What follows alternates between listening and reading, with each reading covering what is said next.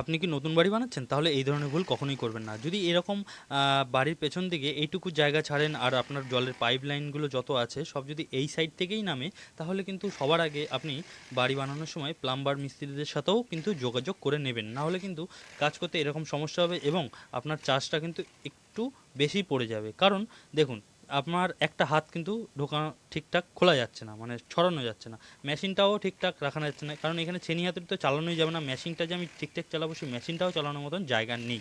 তো সেক্ষেত্রে কিন্তু আমি, যারা নতুন বাড়ি বানাচ্ছেন তারা কিন্তু অবশ্যই প্লাম্বার মিস্ত্রিদের সাথে একটু যোগাযোগ করে নেবেন, যদি এরকম স্পেস থাকে আপনার পেছনে। আর যদি আপনার স্পেস যদি আরও বেশি থাকে, যোগাযোগ না করলেও চলবে, কিন্তু এরকম জায়গা থাকলে কিন্তু করতেই হবে। আর আমি এখানে যে পয়েন্টটা করছি, কিসের পয়েন্ট করছি অবশ্যই আপনাদের একটু বলি। এখানে যেই নীল বস্তাটা দেখতে পাচ্ছেন, যেটা পাইপের মধ্যে ঢোকানো হয়েছে, সেটা হচ্ছে বাথরুমের। আর যেটা কমলা কালার দেখতে পাচ্ছেন, সেটা হচ্ছে বাংলা প্যানের। আর যেখানে ছিদ্র করছি তার উপরে কিন্তু একটা পাইপ আছে, সেই পাইপটা হচ্ছে কোমোটের।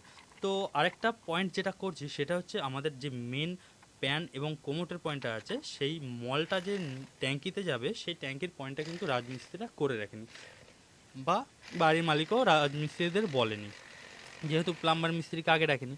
তো এক্ষেত্রে কিন্তু বাড়ি মালিক, তো সে তাকে দোষ দিয়েও লাভ নেই, কারণ হচ্ছে সে তো নিত্য নতুন বাড়ি বানাচ্ছে না প্রতিদিন। রাজমিস্ত্রিদের কাজই হচ্ছে বাড়ি বানানো, তো তাদেরও কিন্তু বেসিক্যালি একটু জ্ঞান থাকা দরকার, যে এইটুকু জায়গা রয়েছে, আমার পায়খানা বাথরুমটা এখানে পড়েছে, ট্যাঙ্কিটাও এখানেই দিয়েছি, তাহলে মল যাওয়ার একটা ছিদ্র রেখে দিই। তো সেক্ষেত্রে কিন্তু উনি কোনো ছিদ্র ছাড়েনি, যে রাজমিস্ত্রি কাজ করছেন। তো এক্ষেত্রে কিন্তু রাজমিস্ত্রিদের ভীষণ বড় একটা ভুল করেছে। যেহেতু প্লাম্বার মিস্ত্রিকে ডাকেনি, তো রাজমিস্ত্রিদের কিন্তু একটু বোঝা দরকার ছিল। তো দেখতেই পাচ্ছেন, এখানে আমি নিজে কিন্তু ঢুকতে পারছি না, তাও কষ্ট মষ্ট কিন্তু করে আমি করে দিয়েছি। আমার কিন্তু প্রচণ্ড পরিমাণে মাজা ধরে গেছিলো, যেইভাবে আমি কাজটা করছিলাম। তো যাই হোক, কাজ তো আপনাকে সম্পূর্ণ করে দিচ্ছি, আপনার চার্জটাও বেশি নিয়েছি আমরা।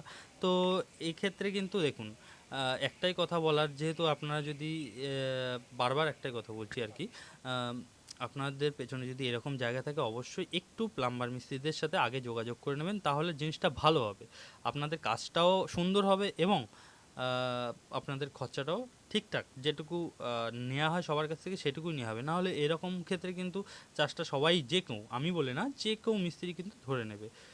আর যদি ভিডিওটা ভালো লাগে এবং আমার কথাগুলো যদি সঠিক বলে থাকি, অবশ্যই একটু লাইক কমেন্ট শেয়ার করবেন। আর যদি আমার কোনো কথা যদি ভুল হয়, অবশ্যই আমাকে তাও কমেন্টে একটু জানাবেন, যে হ্যাঁ, আমার কাজটা ভুল হয়েছে বা আমার কথাগুলো ভুল আছে। অবশ্যই একটু কমেন্ট করে জানাবেন, আপনাদের কাছে এটাই জানানো।